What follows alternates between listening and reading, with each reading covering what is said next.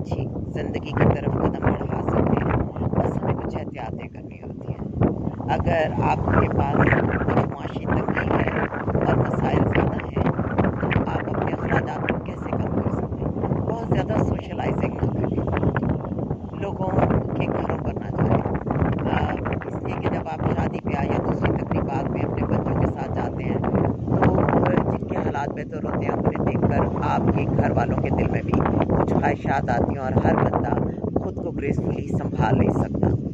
और दूसरा ये कि जब आपके वसाइल कम हो तो आप कपड़ों पर और दीगर दिखलावे की चीज़ों पर बहुत कम खर्च करें।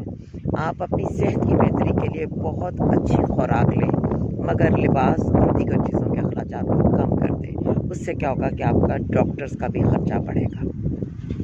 फिर अल्लाह पाक की बहुत बड़ी नेमत कदरदानी और शुक्रगुजारी है, तो आप अल्लाह पाक का बेहद शुक्र कीजिए। फिर जो लोग आपके इर्द गिर्द हैं उनसे बेहद हिसाब मोहब्बत कीजिए।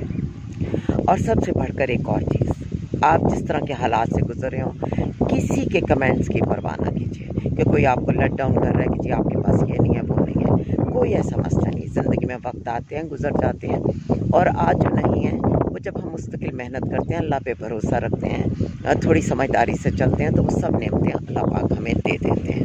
तो अपने मसाइल पर दुखी होने के बजाय इनके हल के लिए कोई हल निकालिए।